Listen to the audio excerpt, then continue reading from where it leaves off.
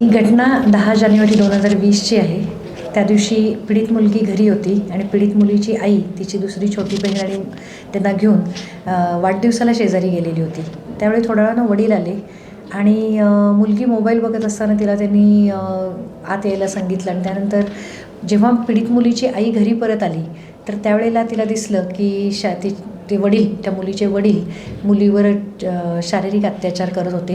त्यावेळेला आई ओरडल्यानंतर त्यांनी माझं चुकलं, मला माफ कर, एक चान्स दे वगैरे असं सांगितलं होतं सगळं. परंतु मुलीच्या आईनं धाडस दाखवून मुलीकडून सगळी हकीकत ऐकून घेतल्यानंतर पोलीस स्टेशनला जाऊन तक्रार दिली. सख्खे वडिलांनीच मुलीवर अत्याचार केलेली अतिशय घृणास्पद घटना आहे. या प्रकरणामध्ये मी एकूण 9 साक्षीदार तपासले. त्यामध्ये मुलीच्या वैद्यकीय तपासणी करणाऱ्या डॉक्टरांचा जबाब अतिशय महत्त्वपूर्ण ठरला. तसंच पीडित मुलीची आई, पीडित म्हणजे फिर्यादीची भाची, ह्या दोघींचे आणि पीडित मुलीचा जबाब ह्या अतिशय महत्त्वपूर्ण साक्षी ठरल्या. पीडित मुलीनं पण आपल्या वडिलांच्या विरुद्ध जी घडलेली घटना आहे ती सगळी सविस्तरपणे व्यवस्थित सांगितली.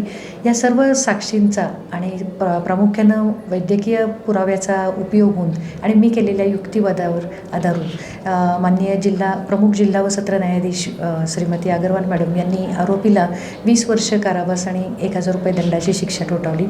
अशा पद्धतीने समाजात दिवसेंदिवस ज्या गोष्टी घडत आहेत किळसवाणे आणि लहान मुलींना पर्टिक्युलरली ज्या पद्धतीनं टार्गेट केलं जातं आहे ते बघता ही झालेली शिक्षा निश्चितच समाधानकारक आहे, जेणेकरून बाकीच्या गोष्टींना आळा बसेल असं मला वाटतं.